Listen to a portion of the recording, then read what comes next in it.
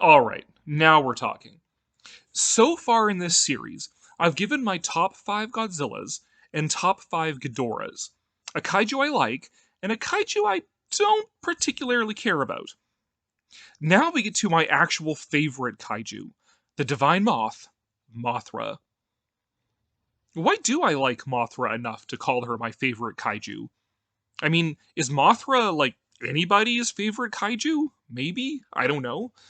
They did a whole movie series of her own, kind of, in the 1990s, so I mean that's got to speak for something. Though when they brought her to the United States, they had to tart her up with spikes and pincers and stingers to, make her more cool. That's also my least favorite version of Mothra.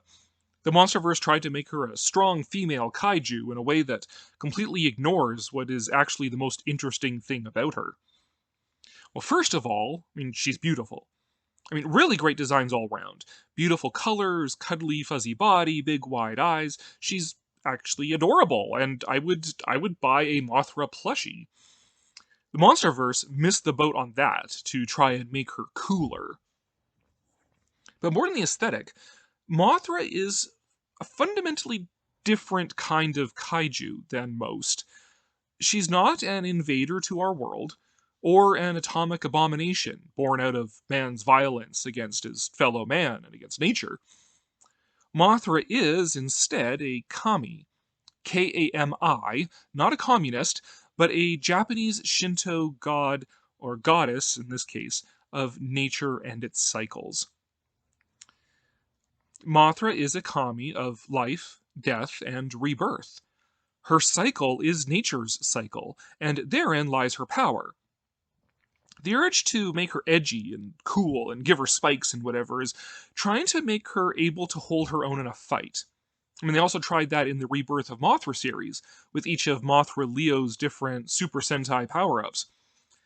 And while those have a certain kitschy cool of their own, they, and the Monsterverse Mothra, rather miss the point. Mothra's power is the fact that she embodies nature's cycles. A Mothra can be killed, and quite easily, relatively speaking. But Mothra can never be beaten. When one dies, another hatches and carries on the cycle. That is her strength and her power, and it's actually really quite poetic. A few times they build on or tweak that idea, but most of the time she stays pretty on course for who she is as a kami of life, death, and rebirth. So in this top 5, I'm mostly quibbling over minor aesthetic differences. It was actually far more difficult to do this top 5 than the Ghidorah one, because while there were some radically different Ghidorahs to choose from, most Mothras are pretty much alike. So let's see what we came up with. Number 5, Anagogi Mothra. I might as well start with one of the most different Mothras. I actually like the Netflix anime trilogy, regardless of the varied mileage it seems to have among the fan base. I mean, each episode inspired discussion between my wife and I that was longer than the actual movie was, which is pretty rare for a Godzilla movie. There are interesting contrasts in the trilogy between the core monsters and their human avatars.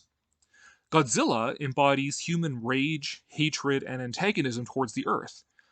Mechagodzilla and the Bilosaludos, however you pronounce it, represent faith in technology to conquer nature, ultimately with the sublimation of the humans or the aliens into the technology itself.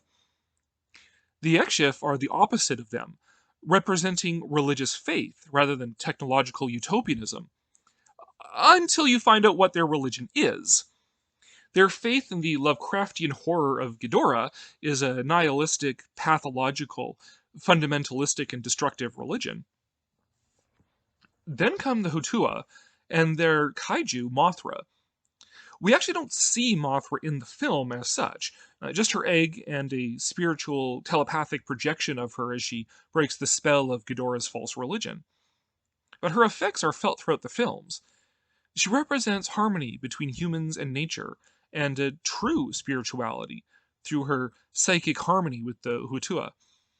Her scales protect them from the forest and from Mechagodzilla's all consuming nanometal. It has even altered the Hotua to take on Mothra-like physical characteristics. Only Mothra represents an actual way forward for humanity, away from the nihilistic impulses of rage, technology, and cosmic suicide. Number 4, Showa Mothra. This version of Mothra is the original and only ranks so low because the puppet can be a bit janky at times. She is nonetheless the template which all other versions of Mothra would refine. And there isn't too much more to say about her that I haven't already said about Mothra in general, so let's move on to number 3, Heisei Mothra. This Mothra is almost perfect. She's cute, cuddly, adorable, colorful, but her little feet look weird. That's the only point I can dock her on. Like Showa Mothra, there's not really much to say about this Mothra otherwise. I did like the contrast with Mothra as more of the benevolent aspect of nature and Batra as more of the malevolent aspect. But that said, I also like Mothra having both, as Showa Mothra did in her first appearance. It shows that nature is ultimately uncontrollable and can be benevolent or malevolent depending on how you treat it. Number 2, the GMK Mothra. This is a very pretty Mothra, and I like a lot of specific points on her. I like her more accurately moth-like antenna, and I really like her more insect-like legs. The only thing I don't like is her overall slimmer and more insect-like or wasp-like body. I prefer the cute cuddliness of the Heisei and Showa versions to sort of the exoskeleton, keratinous, sort of waspy insect look. Still, I mean, take this version's antenna and legs, put them on a Showa or Heisei body, and you'd have just about the most perfect Mothra. Which brings us to number 1, SOS Mothra. The Millennium Mothra puppet used in Tokyo SOS and Final Wars is about as good as it gets. I think I could do with her being a bit more vividly colored, kind of more like the Heisei version, but otherwise, she's more or less got that combination of features from the preceding 3 Mothras that make her about the most perfect version. Like I said, with Mothra being pretty consistent across her different versions, there isn't a whole lot more to say about each individual one than a handful of aesthetic nitpicks. I mean, this top 5 list was almost a number 2 and a number 1A, B, C, and D. And I suppose it's weird that I don't have a whole lot more to say. The video on my favorite kaiju is actually the shortest one, because she's so perfect, there's not much more to say about her. If it's something that's less than perfect, there's lots to comment on, but if it's perfect and you love it and everything's right with the world, what more is there to say, right? Mothra is just cool the way she is. So now we've got down to, I guess, if I'm doing my perfect kaiju movie, my remake of Destroy All Monsters, I have Shin Gojira versus Voi Ghidorah versus SOS Mothra. So I guess next up I need to, I don't know, pick a Mechagodzilla, maybe?